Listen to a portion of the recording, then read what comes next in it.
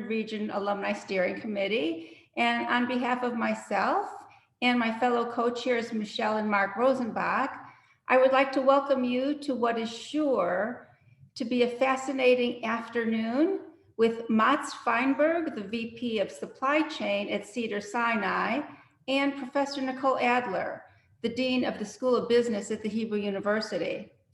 Today, we have brought together alumni and friends of the Hebrew University in Jerusalem, so no introduction is necessary since you already know what an amazing place it is.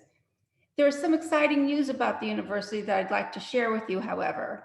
Hebrew University recently announced that they have established a new center to address one of the most pressing issues of our time, the Hebrew University Center for Climate Science. The center will allow ideas, research, and interdisciplinary brainstorming around climate issues to foster a collaboration with the Meteorological Service, various institutions in the country, and universities around the globe. This is just one example of how Hebrew University is actively working to make the future better for all of us. As an alumna, I am always so proud of how Hebrew University is advancing research and innovation and is educating Israel's future leaders. I hope you share this HU pride with me. On a different note, I want to let you know about an upcoming national event. Over the past several months, while many people have been at home, a show was created and has prospered online. It's called Who Knows One.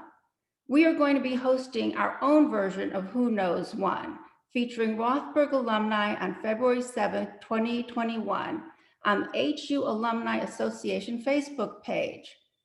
The game is not about who you know, but about who you know knows. It's basically a game of Jewish geography and making connections and reconnections. It should be a fun event, and we hope you'll join us. Stay tuned for further details. And now to introduce our speakers today, my friend and a dedicated member of the AFHU Alumni Steering Community, Marcy Agmon. Thank you, Mindy. As a fellow proud alumna, I'll always value the years that I spent in Israel at the Hebrew University and the impact that it had on my life. Today, I'm proud to introduce Mats Feinberg. Mats, a former colleague at the RAND Corporation, is now the Vice President of Supply Chain at Cedars-Sinai Health System and is leading their supply chain transformation at this very critical time. He has over 25 years of experience in industries ranging from manufacturing and consumer goods to military logistics, decision support, and more recently, healthcare. Prior to joining Cedars-Sinai, he spent 7 years with Kaiser Permanente, leading a transformation across the United States. And I'd like to mention that Mats was recently presented with Kaiser's Hero Award in gratitude for the impact that he had from the outset of the COVID pandemic. He's also led supply chain activities for the Los Angeles Surge Hospital. And Mats has published several strategic supply chain analyses in support of the US Air Force. He holds 3 patents, and he has a BSME in mechanical engineering from UCLA and an MBA from Cornell University. I'm also very honored to introduce Professor Nicole Adler, Dean of the School of Business Administration at the Hebrew University in Jerusalem, and a professor in the Department of Operations Research and Operations Management. Professor Adler will interview Mats following his presentation. Her major research interests include applied game theory and productivity estimation, for the most part in the field of transportation. Her work has analyzed hub and spoke airline competition and mergers, public service obligation tenders, airport productivity, and recently she's utilized game theoretic concepts in order to understand air traffic control markets. Professor Adler has provided advice to many governments around the globe, including the Ministries of Transportation in the Netherlands, Norway, the European Union, the Israeli Civil Aviation Authority, and the Japanese high-speed rail Shinkansen Company. Thank you both for joining us and sharing your expertise. First, let's hear from Mats Feinberg, Vice President of Supply Chain at Cedars-Sinai. Mats? Can you hear me? Yes. Great, thank you. Let me share my screen. Let me know if you can see this.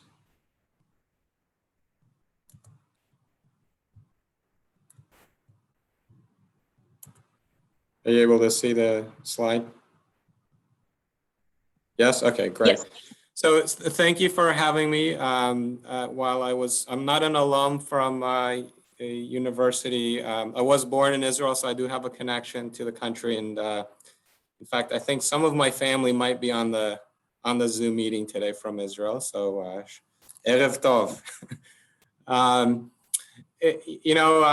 Let me just kind of start by prefacing this with what supply chain is like in healthcare.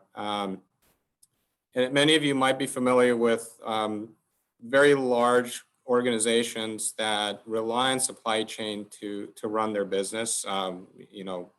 We just heard about some airlines and transportation companies, Amazon or any kind of e-retailers that any of you might have shopped with. They all rely on supply chain to operate. Healthcare traditionally has not really looked at supply chain as a core competency. It's mainly a support service that is needed to keep the operation running. But if you think about your own healthcare needs, you go to a hospital not because of their great supply chain or great pricing. You go there because of their great clinical care and the doctors, right?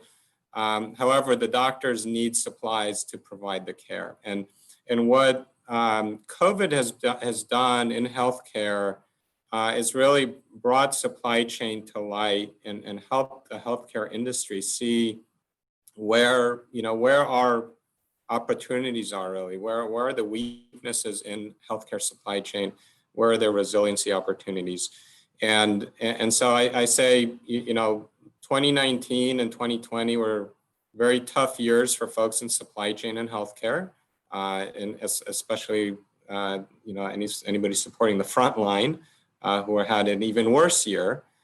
But it was also one of the greatest years for folks in supply chain because now when I talk to people, they actually know what I do.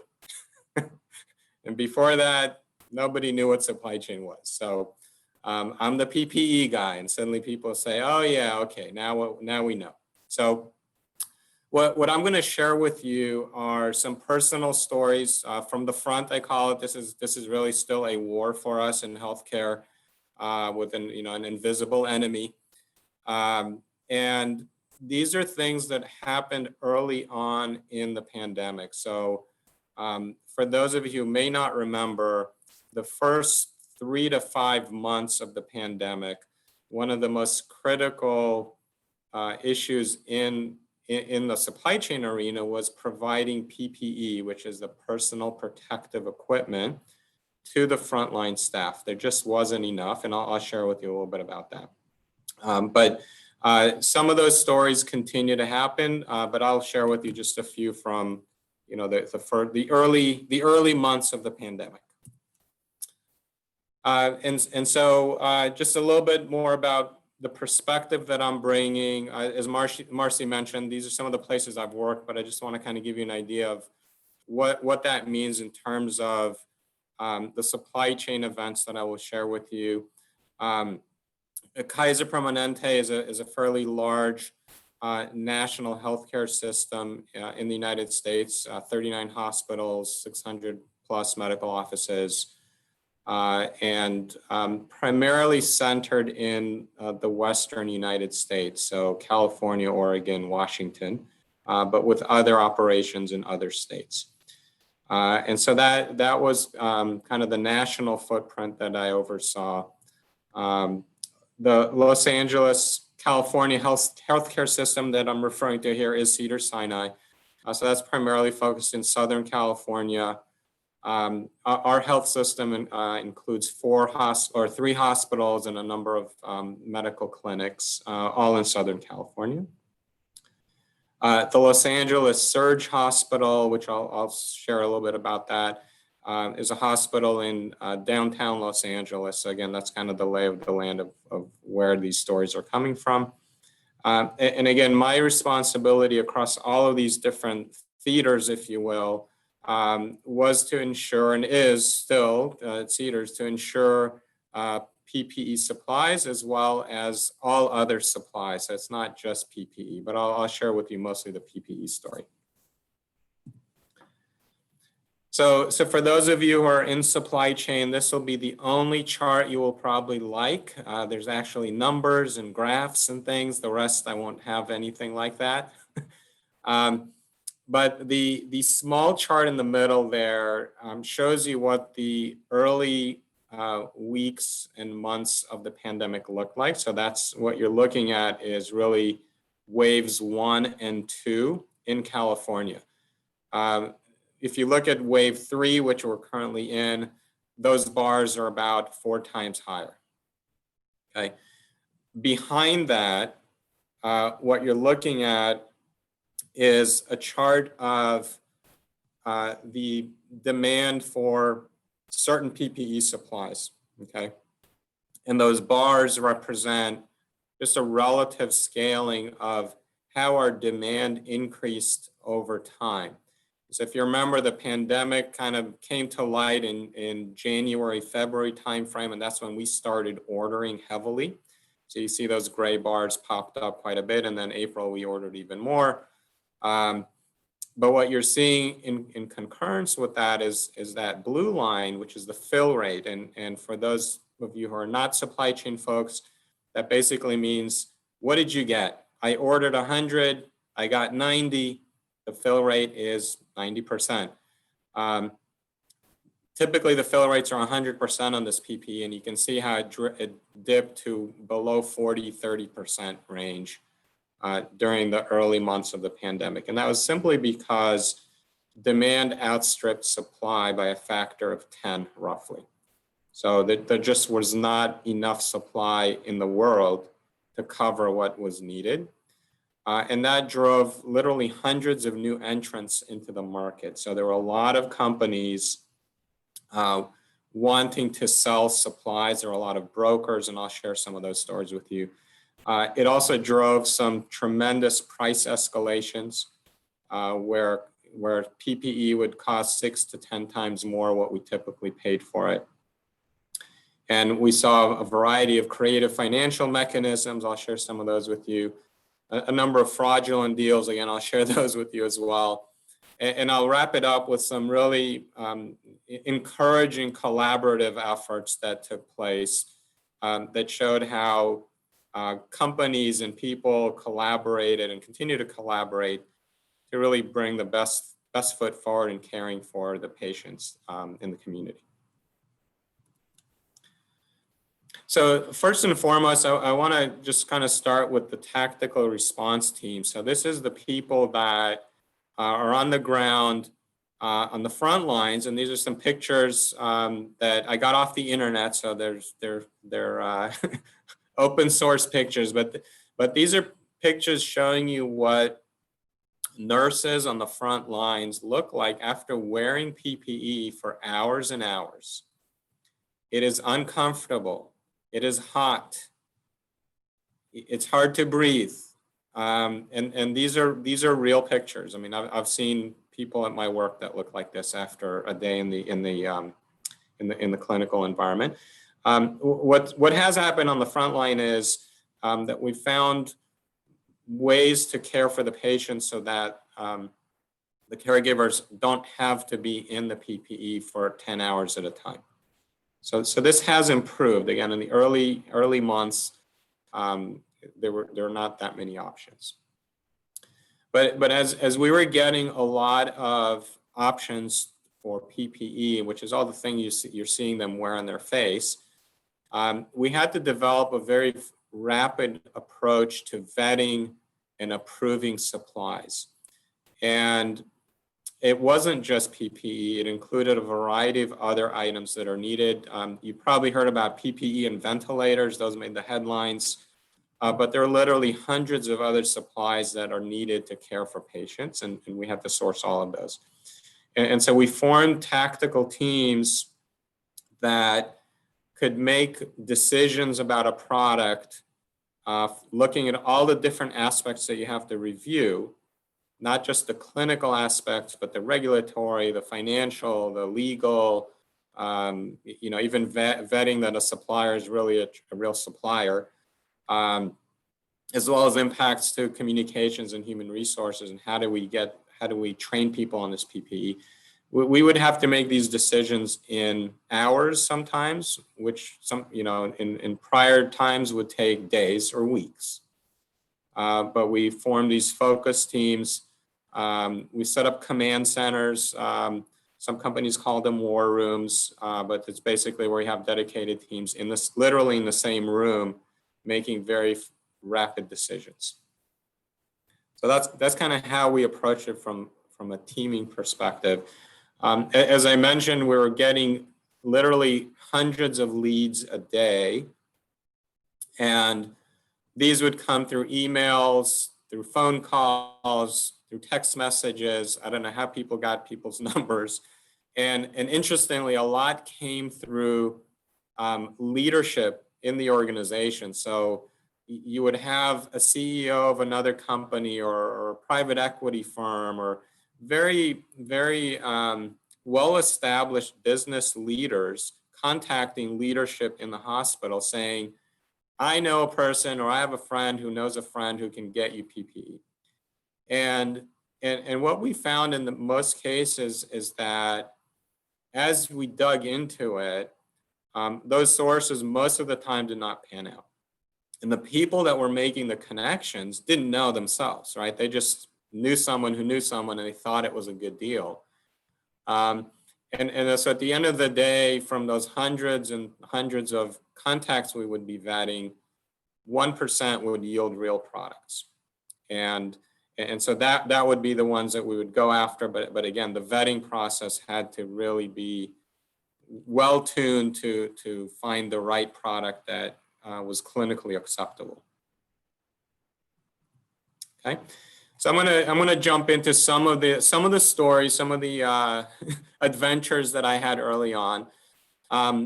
One of them involved essentially a 5-tier broker model. So this is where a person would contact me and give me some information, and then they would say, well, I need to talk to this other person. And eventually you might get to talk to the manufacturer, but rarely did you ever talk to them, especially if they were, fraudulent. You never talk to the manufacturer.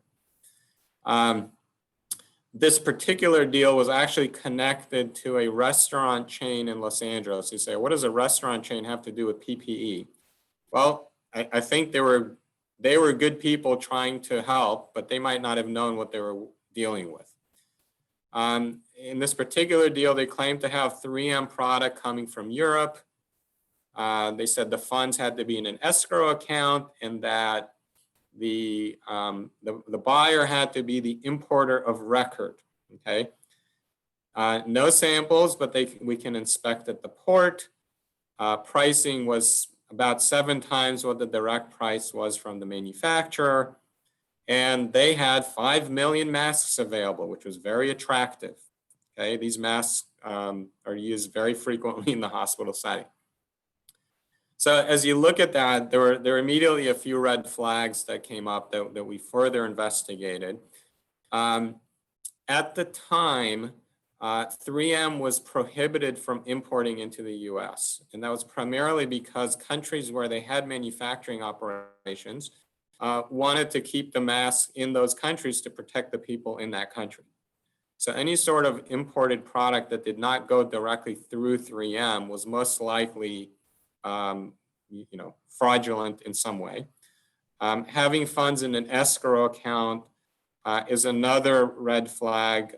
Typically in kind of B2B purchasing, you have a purchase order and then you receive your products, you inspect them, and then you pay afterwards, but you don't put your money up front. And then when they asked us to be the importer of record, again, that's another red flag because they were taking the liability off of their network and putting it on the buyer.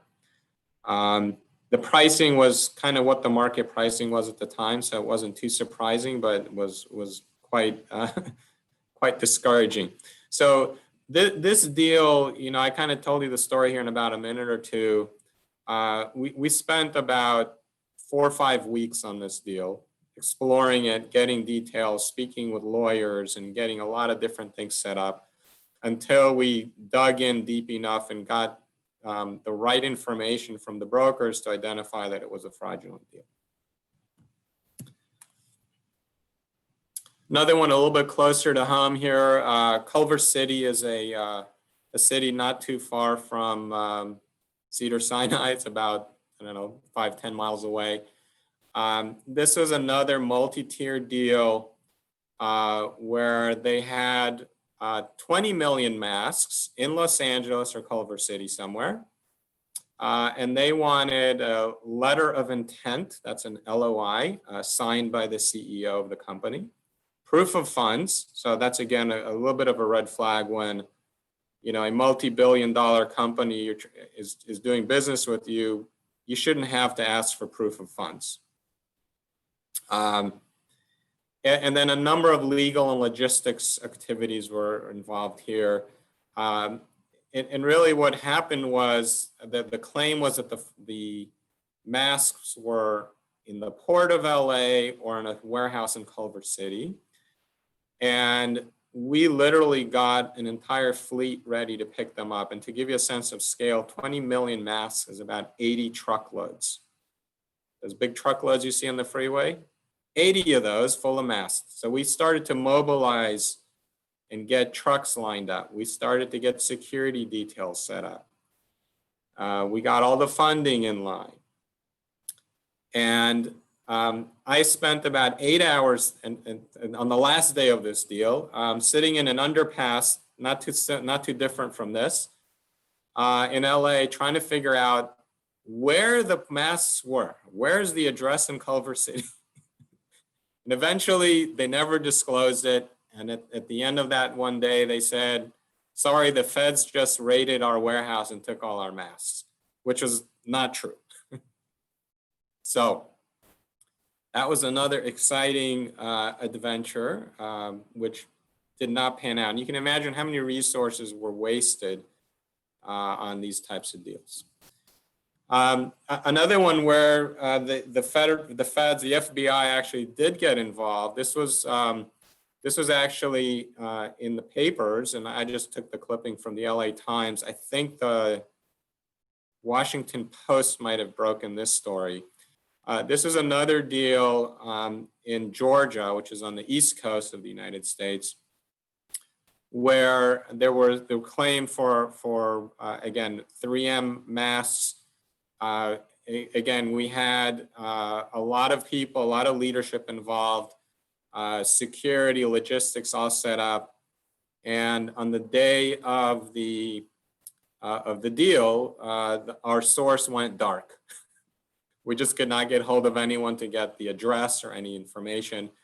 And you know, I share this one as well because, and again, you can read the full article.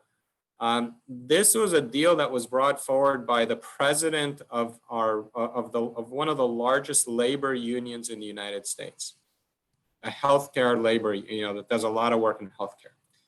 And so it just kind of demonstrates how these brokers created such fictitious fronts that, you know, all levels of leadership were duped initially. Again, in the early weeks and months, until we learned what some of the red flags were. And this one was investigated by the FBI. So I want to move to some more positive stories.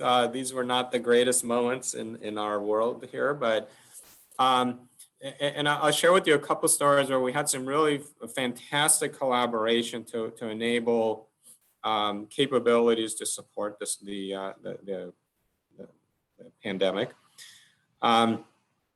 St. Vincent's Medical Center, which you see in the upper left-hand corner there, is a hospital, one of the oldest hospitals in Los Angeles. This is actually the newer part of it, so it looks kind of new.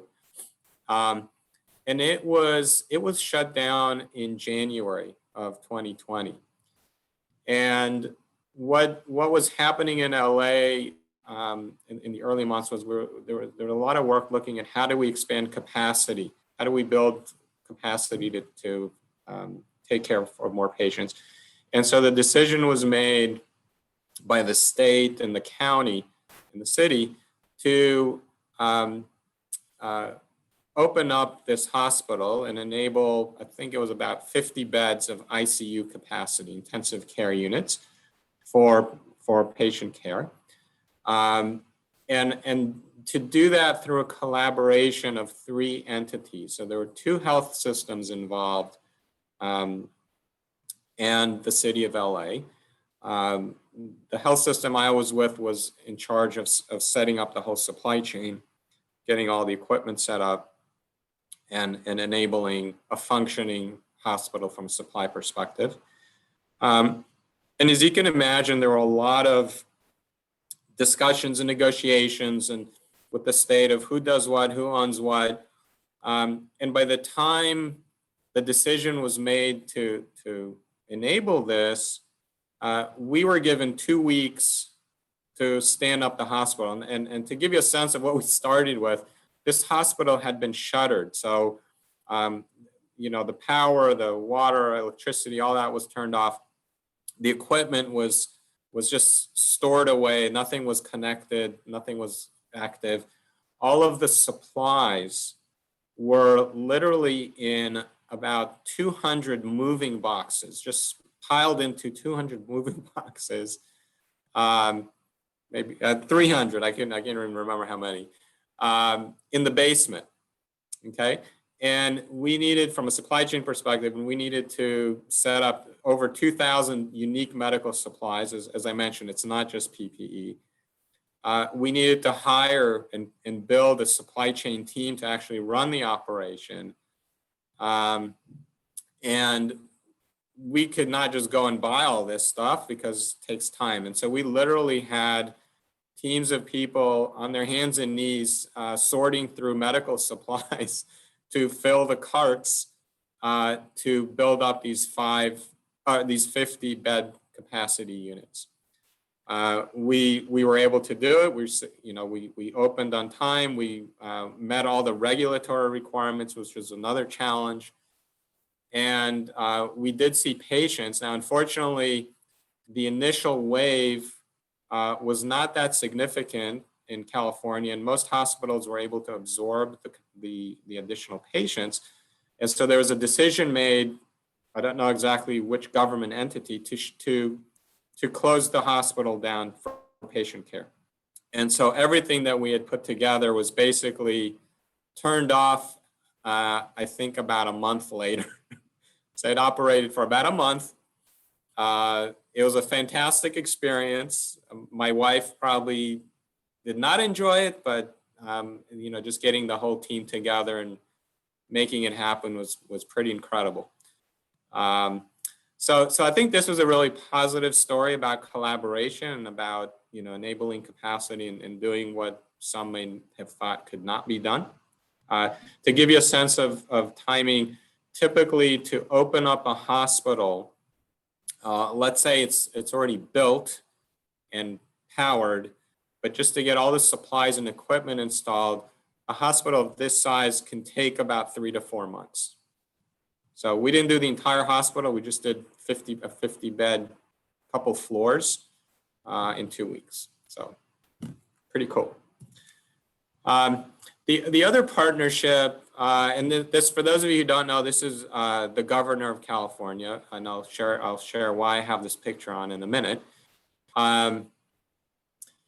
Was that, as I mentioned earlier on, there were a lot of new entrants into the market who were trying to sell masks or other PPE, and most were not that legitimate, but there were some very legitimate ones. And You can see two of them in the back there. Ford, which is the Ford Motor Company, they actually created or made powered air purifying respirators. So these are the things you see people wear. They look like a big helmet with a hose in the back. And so they made those. And then I was involved in a partnership with a company that is a very large energy sector supplier in California for sure. I'm not sure if they're active in other states. It's a Chinese company. And they do a lot of electronic manufacturing, which if you've seen manufacturing plants, require you to be covered with PPE for certain things. And so they pivoted some of their capabilities to provide additional PPE. And so we started working with them, and they did something very interesting. They got engaged in a way of saying, hey, look, we want to design a mask and manufacture a mask that meets the clinical needs, because a lot of the masks in the market do not meet medical needs. They're okay for you to use at home, but they don't meet what we need in the medical sector. And so we partnered with them and actually helped them design a mask, and then they went through several iterations with us that became probably one of the most widely used masks in California, at least. And it's the BYD mask. That's why you can see the boxes behind the governor there. And the state of California bought over 200 million of those masks. And so that was, I thought, a great story where we created capacity through partnership on a much larger scale, and we're able to help, hopefully the world.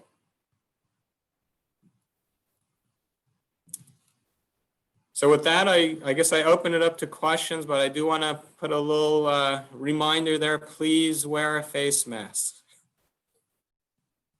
They do work.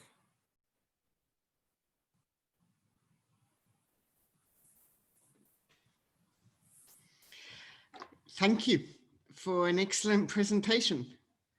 I don't know if you can hear me though. Yeah, I can hear you. Yeah. Hi. So I was told that I should just introduce myself first, and so I'm going to do that, and then we can move on to some more interesting questions. Okay. So I wanted to just say I come from the business school at Hebrew University.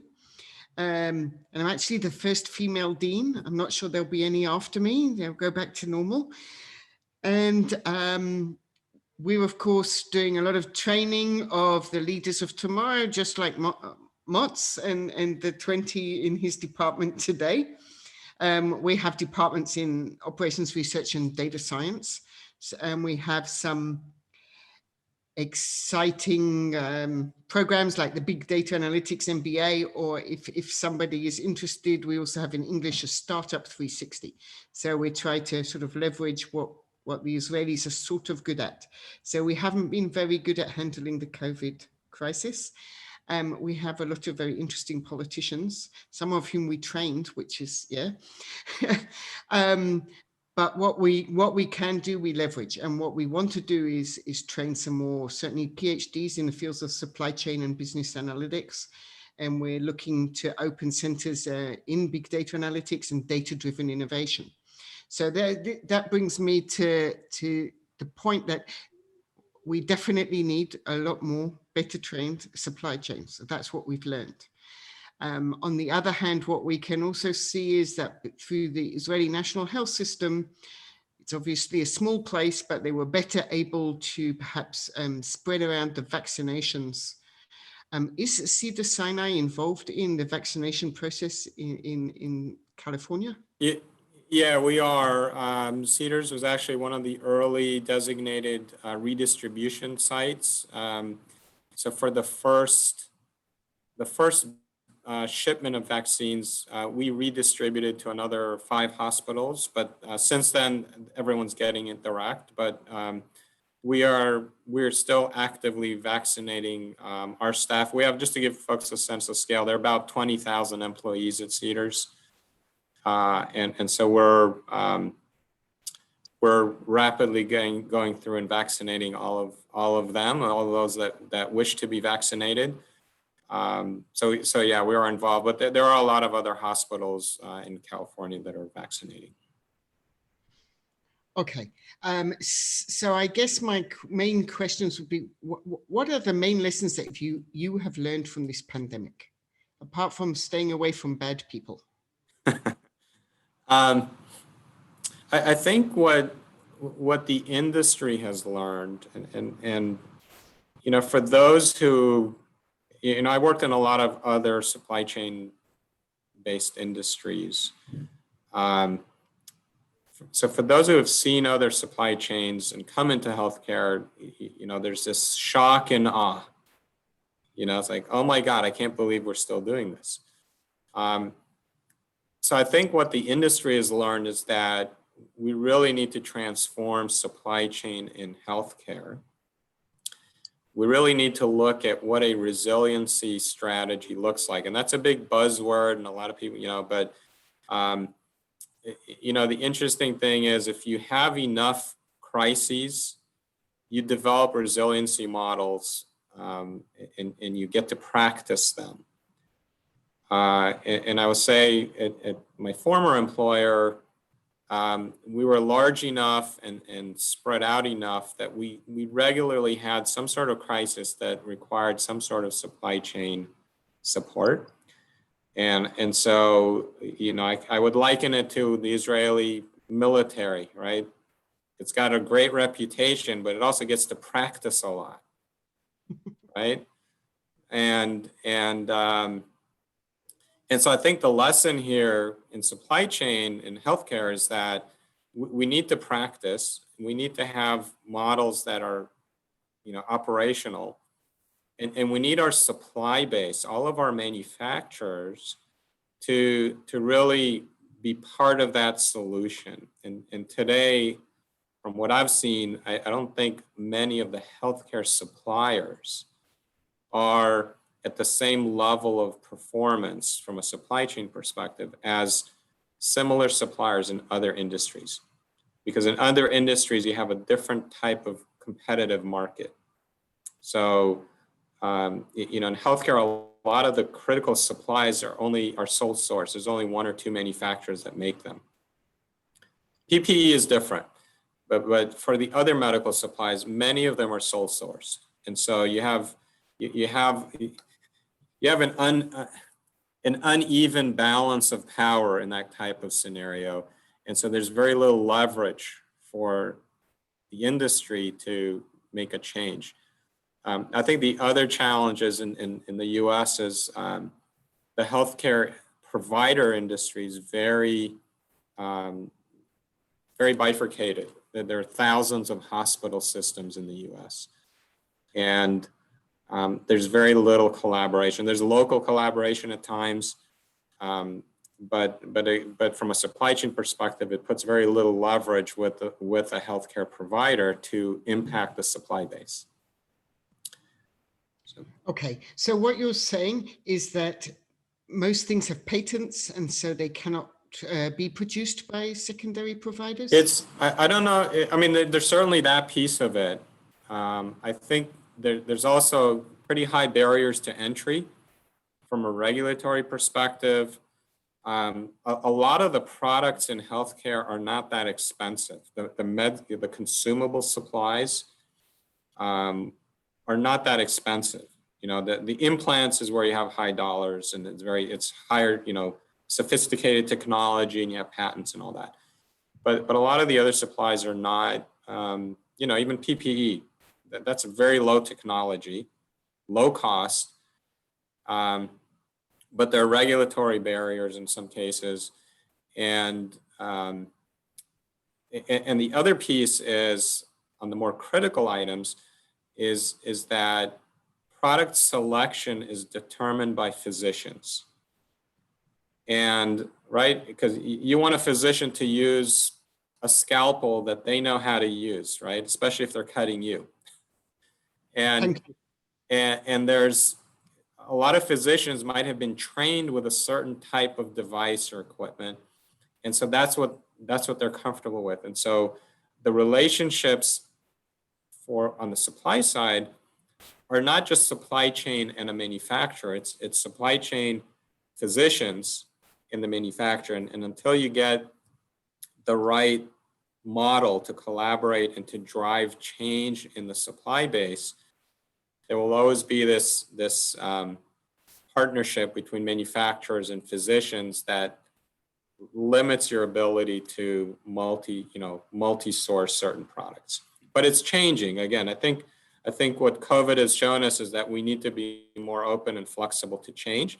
And we're doing that. I mean, I tell you on PPE, we're using a lot of non-traditional manufacturers, right? I give you one, BYD is in a completely different sector, but they're accepted, clinically accepted.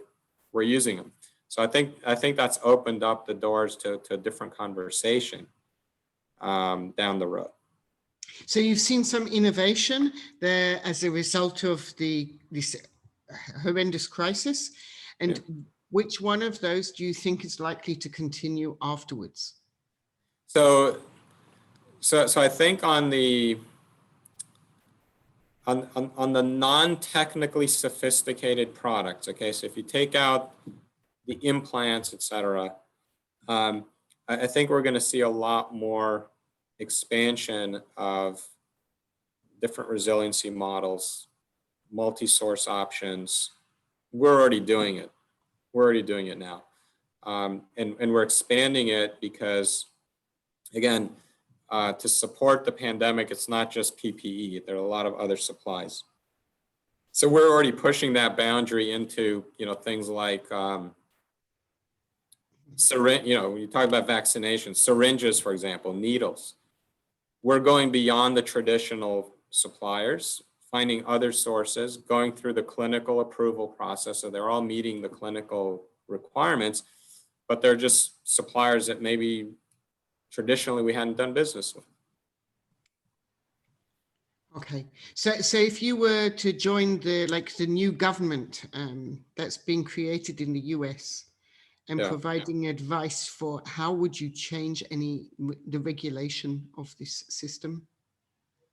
Do you have some advice for them based on what you've learned over the past 9 months? Yeah, so from a supply-based perspective, I think there needs to be change to, again, in general, I'm not talking about just the pandemic, in general, there needs to be change to the accountability of manufacturers, accountability to quality, accountability to delivery and meeting those commitments. Because again, and that's very fundamental in supply chain in many industries. But I would say start there. I've seen some regulatory changes in California that are driving supply chain changes. And so I think there's opportunities to broaden that. I think other states already have some of those regulations, but it's really to start with building the right cadence for accountability. I wouldn't change anything about who's deciding what product we use, right? That needs to be clinicians. That would not be a regulatory change. And I think from a pandemic perspective, I think there are opportunities to look at how we approach pandemics. Because again, I kind of, once in 100 years. Well, no, please. Yeah, but hopefully, right? But I think it's, what I've seen exposed kind of the leadership decision-making models that the U.S. is very proud of, right? We're very free country and very individualistic. And, I look at it from a war perspective. During war, there's usually one general, right? You might have sub-teams that are independent and do what they need to do, and right, self-managed teams, whatever you want to call them. But there's still one general, and if those teams deviate from the general strategy, right, they could get hurt. And we in the US did not approach this like a war. I don't think. And I've never been in the military, but I haven't been in the military, but I don't would think we approached it like a real war. If we were attacked by a country, if somebody fired a rocket at the US, the response would be very different than what we had with the pandemic. I think. Okay. So the leadership is also an issue, and the way the system has been put together. I think there's opportunities there.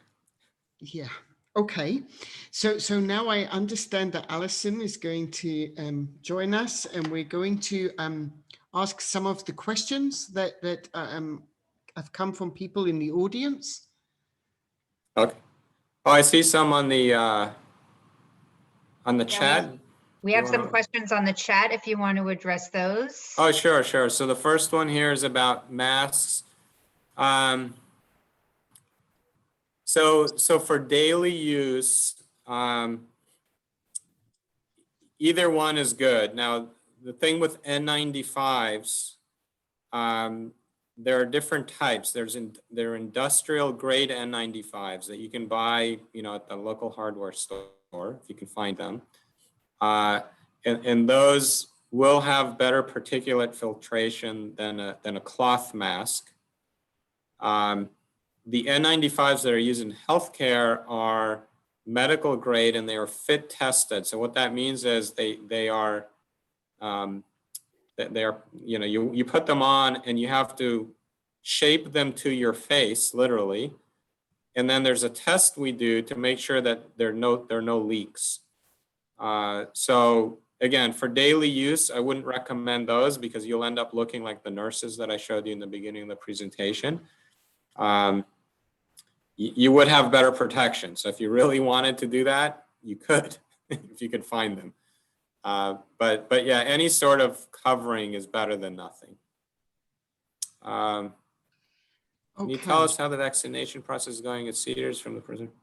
Yeah, so from a supply chain perspective on the vaccination process, we had a couple of minor bumps initially, and I think a lot of other healthcare systems experience this, but the shipments of the vaccination, so we get a shipment roughly every week and a half. There's a shipment of the vaccine itself, which is very refrigerated, very cold. And then there's a shipment of all the ancillary supplies. So this is the syringes, the needles, the dilutant. So we have to dilute the vaccine, various PPE, et cetera. The initial shipments actually were missing some supplies, but we had enough to make up the difference. Since then, it's kind of settled.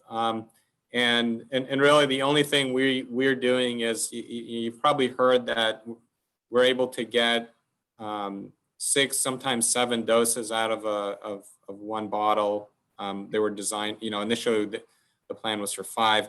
So you need additional supplies to administer those doses, and we're able to make that up, that difference up. That's really the only thing we're dealing with. Did you have the freezers for the minus 70 degrees? Yeah, Cedars has, I can't remember how many. We have quite a few, and that's why we were initially designated a redistribution site for the Pfizer vaccine. We have a lot of freezers, so yeah. This is standard process for multiple drugs, this kind of temperature? Yeah, apparently, yeah, and some research that we do, we use those as well. Good gracious, that's interesting. Yeah. So now I have a question.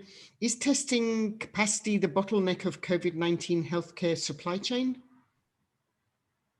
Testing.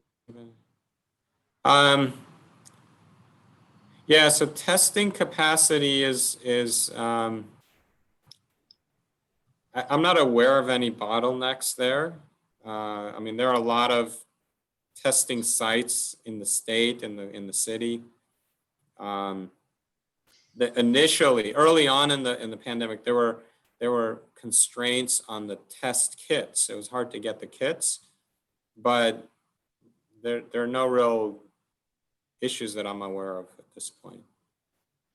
But I mean, if you could test all of the US population over the weekend, couldn't we stop the crisis? Well, you wouldn't stop the crisis. You would just know who's sick. You'd know who to vaccinate or who to Well, keep separate. you would know you know, you would just know who has the virus, you know, so you would, you know, again, it goes back to the original point about kind of the oversight is, so if you knew that 100 million people had the virus, what would you do with them? Keep them Would you away for- from the other 100, 230 or however many Americans there are today. Yeah, exactly. So how would you, you know, would you put them on an island, right? What would you do, right? So again, knowing who's sick is good information, but it's really up to the population to do something about it, because again, I haven't seen anywhere. I mean, you see all over the US, you know, we have not been able to control our population, right? We've not been able to control people from meeting on Thanksgiving or meeting for Christmas or meeting for New Year's. People are still doing it. And so knowing who's sick is good to know, but again, I don't know. And that's how the Chinese changed what was going on there, right? After they understood what was happening. Well, that's what we hear, right? I don't know everything that happened in China, but that's what we see in the media. Yes, they control their population very strictly. Yes. So, having some PhD students in Beijing. Okay, Yeah. so I've been following it fairly closely, and right now Yeah. the universities are open in Beijing, and they're not wearing masks anymore. So that's all I know in terms of my little reality. Yeah. Where do you prefer to live during a pandemic? During a pandemic, where would I prefer to Yes. live? I Yes. still want to live in the US. Okay. So in other words, you believe in the individuality first. Well, yeah, I mean, again, that goes beyond a pandemic, but I believe in that, but again, the US has been through wars. Again, we got to go back to like World War II, right? That was, I think, the last war that the US was attacked on US territories. And that created a different environment in the US, and people, from what I've read, followed the rules. Right? It's a different country now, but I'd still want to live here. It's great. All I can say is I come from a little country where no one follows the rules at all, and we suffer the results of it as well. Yeah. Mark Fellman is asking, how many doses have you administered? There is also the question of, once you are vaccinated, you can still carry the virus, and what are the ethical questions if so? Okay, so that's getting a little bit into the clinical side of things. I don't know the exact number that Cedars has administered. It's in the thousands. It's in the thousands. And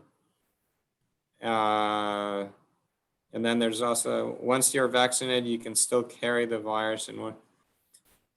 Yeah. So again, yes, there are ethical questions. I can just speak to kind of the operational guidelines and rules that we have in the hospital, and what you're hearing in the guidelines kind of in the public sector. Whether you're vaccinated or not, we have PPE requirements in just anywhere in the hospital. And then there's additional PPE requirements if you go into any patient-facing environment. So whether you're vaccinated or not, you're expected to wear the same PPE, because to your point, you could still be a carrier and you could still infect someone even if you're vaccinated. So we just continue the same guidelines for our teams. So we have, I guess, one last question. You no longer have any PPE shortages at Cedars-Sinai? Did you solve the problem? Well, we had about almost 6 months to stockpile. So we're in good shape on PPE. And this is part of the regulation I mentioned earlier. California actually issued some regulation that might also be in other states. I'm not sure. But there's regulation now that every hospital, every acute care hospital in the state of California has to be able to demonstrate that they have sufficient PPE to the state. So, so we're in very good shape relative to the guidelines, but the guidelines actually don't specify what you actually need to take care of the frontline workers. So we have way more above what the guidelines mandate. We're okay. We're good. So you set your own service qualities. You don't just rely on the yeah, we don't. The regulation. And if you want to talk later, we can share. I can commiserate with you about legal documents and supply chain math. But it's not very clear actually on what you need to hold and how you calculate it. And so we're doing what we need to do to abide by the regulation, but every hospital that I know of in California is not stocking inventory or stocking PPE based on that regulation. They're stocking it based on what they need to keep the operation running, which is much more than the regulations require. So. And you're using EOQ models, or you're relying on collaboration with your suppliers more than you did before? Yeah, so EOQ, economic order quantity, if that's what you're referring to. Yes. It's a foreign term in healthcare. And nobody would know what that means. People don't know what, people don't in healthcare, people generally don't know what demand planning means, supply planning, safety stock, foreign language. So we don't use that. Okay. But we do, we do need to collaborate very closely with our suppliers because, and again, this goes back to what you asked me earlier about kind of federal regulations about supply chain, is a very common term in healthcare supply chain is manufacturer back order, which means the manufacturer couldn't supply to the demand that was given to them. And historically, people just lived with it. That's just how it is. There was no accountability to that manufacturer or to the distributor to say, hey, I signed a contract with you. This was the demand that I signed up for. You're not delivering. Where's the accountability? So the only way you get around it is they have what's called allocations. So if there's limited supply, you get an allocation of that limited supply, which is typically not everything you need. And then you're left on your own to make up the difference. And then if you have the right relationships, you might be able to, finagle a deal and get some additional supply somewhere to make up the difference. But that's how archaic the supply chain is in healthcare. Okay, so we have a long way to go, and we need more people like you working in the healthcare. And now I'd like to move this conversation over to Mark and Michelle Rosenbach, please. Okay, so thank you, Mats and Professor Adler, for sharing your insight on a very complicated matter. Mats, I like the way you refer to yourself as the PPE guy rather plainly at the beginning of your spiel. I think a year ago, as COVID was making its way to the US and to Israel, very few of us knew what PPE meant. Today, you'd have to be pretty out of touch with humanity to not know what PPE is. So again, thank you for shedding light on a very important topic that has tremendous impact on our lives currently. We are grateful that there are experts here to help ensure that when we need it, the supply chain is filled.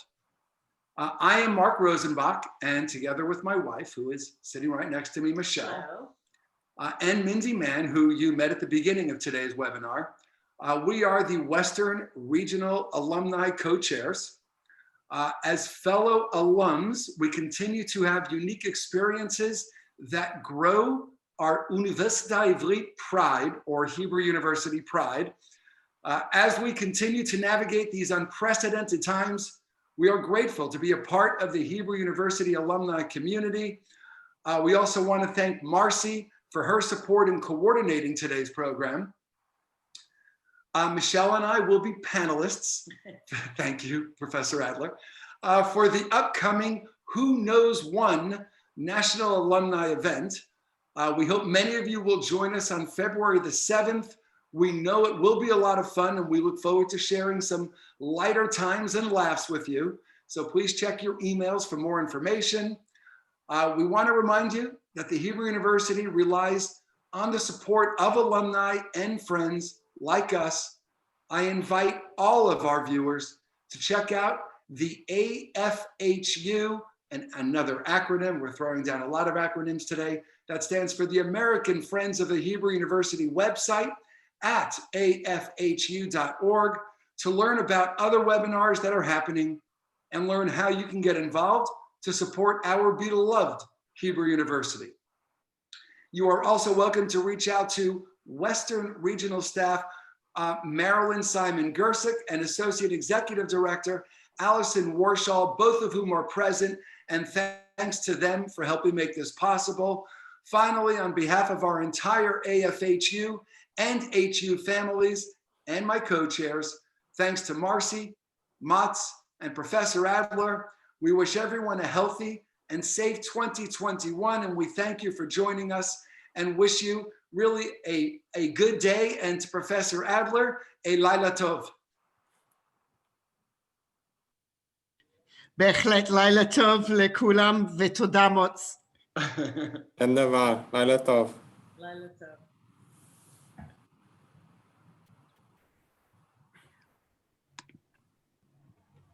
תודה רבה באמת. היה מעניין, אני מקווה שלא